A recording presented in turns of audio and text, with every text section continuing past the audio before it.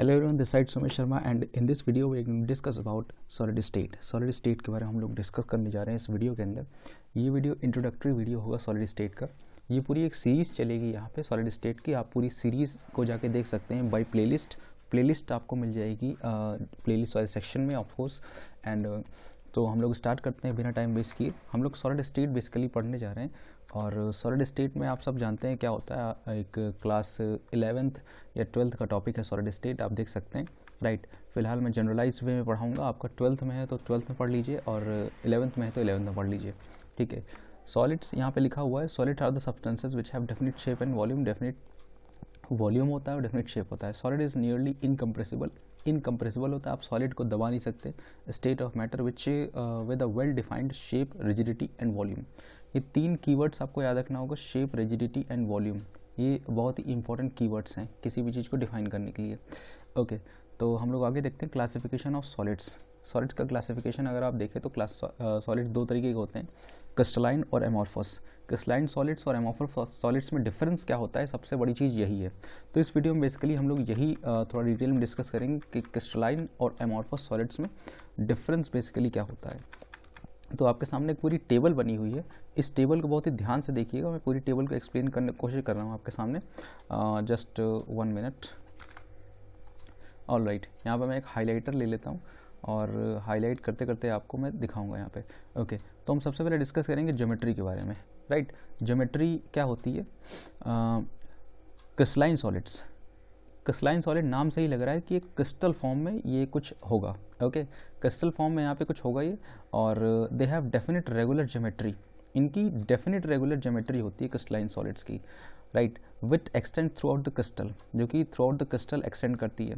इसका मतलब क्या है कि these solids have long range order. जो क्रिस्टलाइन सॉलिड्स होते हैं उनका एक लॉन्ग रेंज ऑर्डर होता है और जो आपको समझना होगा, राइट। तो आगे बढ़ते हैं हम लोग। जबकि एमॉर्फस सॉलिड जो होते हैं इनका कोई रेगुलर या फिक्स्ड शेप नहीं होता है। They do not have definite orderly arrangement. इनका कोई डेफिनेट ऑर्डरली अरेंजमेंट नहीं होता है। तो आप ध्यान दीजिएगा, लॉन्ग रेंज ऑर्डर किस में होता है, इसमें क्रिस्टलाइन सॉलिड्स में, और amorphous solid short range order के होते हैं। ओके, ये एक पहला पॉइंट ऑफ डिफरेंस है। डेफिनेट रेगुलर ज्योमेट्री होती है, मैंने आपको पहले बताया अभी ऊपर वाले केस में। डेफिनेट रेगुलर ज्योमेट्री किसकी, क्रिस्टलाइन सॉलिड्स की। ये एक्सटेंड करते हैं through out the crystals, right. Just 1 minute, right. तो जो आपने पढ़ा वो एकदम सही चीज़ है। ओके, तो amorphous solids short range order के होते हैं और crystalline solids long range order के होते हैं। ओके, दूसरा हम पॉइंट देखते हैं मेल्टिंग पॉइंट। मेल्टिंग पॉइंट की अगर हम बात करें तो क्रिस्टलाइन सॉलिड्स का जो है शार्प मेल्टिंग पॉइंट होता है, जबकि एमॉर्फस सॉलिड्स का शार्प मेल्टिंग पॉइंट नहीं होता है। Do not have sharp melting point. इस चीज़ को आपको ध्यान रखना है। सिमेट्री की अगर बात करें, सिमेट्री माने अरेंजमेंट, एक तरीके से एक कैसा अरेंजमेंट है वहाँ पे, सिमेट्री कैसी, यानी कि दो चीज़ों को अगर हम काटे बीच से और वो दोनों तरफ जो हमें ऑब्जेक्ट मिलेगा वो सेम चीज़ है, तो कहेगा कि हम कहेंगे कि वो ऑब्जेक्ट सिमेट्रिक है। ओके, एक लाइन ऑफ सिमेट्री होती है, आप सबने मैथ्स में पढ़ा होगा। These possesses symmetry. ये जो क्रिस्टलाइन सॉलिड्स होते हैं इसमें सिमेट्री होती है, यानी कि आप इनको बीच से काटेंगे तो दोनों एक जैसे आपको मिलेंगे, राइट। तो लेकिन एमॉर्फस सॉलिड का जबकि कोई शेप ही नहीं होता है तो इनमें कोई रेगुलर सिमेट्री होती ही नहीं है, ठीक है, क्योंकि इनके पास कोई रेगुलर शेप ही नहीं होता है, तो रेगुलर सिमेट्री कहाँ से मिलेगी। जबकि क्रिस्टलाइन सॉलिड्स में हमें एक रेगुलर ज्योमेट्री, डेफिनेट शेप मिलता था हमें। ओके, तो इस चीज़ को आपको ध्यान रखना है। हीट ऑफ फ्यूजन क्या होता है। हीट ऑफ फ्यूजन आप सबने पढ़ा होगा। डेफिनेट हीट ऑफ फ्यूजन होती है किसके अंदर, क्रिस्टलाइन सॉलिड्स के अंदर। ये भी मैं आपको बताऊं एक तरीके से डेफिनेट रेगुलर ज्योमेट्री की ही वजह से है कि इसके अंदर डेफिनेट हीट ऑफ फ्यूजन आपको दिख रहा है। किसके अंदर, क्रिस्टलाइन सॉलिड्स के अंदर। और एमॉर्फस सॉलिड्स के अंदर कोई भी डेफिनेट हीट ऑफ फ्यूजन नहीं होता है, क्योंकि इसका शेप ही अलग अलग होता है, उबड़ खाबड़ शेप इसका होगा। तो यहाँ पे आप समझ सकते हैं इसका कोई रेगुलर शेप ज्योमेट्री नहीं होगी। इंटरफेशियल एंगल्स क्या होते हैं, ये आप सबने पढ़ा होगा। आगे हम लोग डिस्कस करेंगे इंटरफेशियल एंगल्स के बारे में। ओके, फिलहाल बने रहिए इस वीडियो में, इंटरफेशियल एंगल्स हम लोग पढ़ेंगे आगे। क्रिस्टलाइन और always guarded by the planes so that the definite angles exist between the two planes is called interfacial angles. दो प्लेन के बीच में जो एंगल होते हैं, ठीक है, दो प्लेन्स के बीच में जो एंगल होता है उसको हम बोलते हैं interfacial angles. Crystalline solids are always guarded by planes, crystalline solids में प्लेन्स होते हैं, so that definite angles exist between the two planes. अब दो प्लेन जो होंगे उनके बीच में एक डेफिनेट एंगल होगा, सिंपल सी बात है। They do not possess interfacial angles, क्योंकि इनका कोई शेप ही नहीं होता, तो इंटरफेशियल एंगल्स तो भूल ही जाइए। वॉल्यूम चेंज, अगर हम वॉल्यूम चेंज की बात करें तो sudden change in volume when melts, ठीक है। तो यहाँ पे दिख रहा है कि वॉल्यूम में एक सडन चेंज होगा जब भी आप क्रिस्टलाइन सॉलिड्स को मेल्ट करेंगे, राइट। एक वॉल्यूम में सडन चेंज होगा। There is no sudden change in volume on melting. तो अगर आप एमॉर्फस सॉलिड को हीट करेंगे तो यहाँ पे कोई भी चेंज इन वॉल्यूम नहीं होगा, कोई सडन चेंज इन वॉल्यूम तो नहीं देखने को मिलेगा। आइसोट्रोपी और एनीसोट्रोपिक क्या होता है? आइसोट्रोपिक मतलब same physical properties in all the direction. Anisotropic का मतलब है कि different physical property in all the directions, right. These are the anisotropic, their physical properties such as refractive index, conductivity have different values in different directions. समझ में आई बात? यहाँ पे anisotropic का मतलब क्या है कि फिजिकल क्वांटिटीज़ जैसे कि रिफ्रैक्टिव इंडेक्स, कंडक्टिविटी, इनकी डेफिनेट वैल्यूज़ होती है डिफरेंट डायरेक्शन में, सॉरी डिफरेंट वैल्यूज़ होती है डिफरेंट डायरेक्शन में। इस चीज़ को आपको समझने की ज़रूरत है। कौन सी वैल्यूज़? डिफरेंट वैल्यूज़ होती हैं डिफरेंट डायरेक्शंस में, कीवर्ड्स को ध्यान रखिएगा।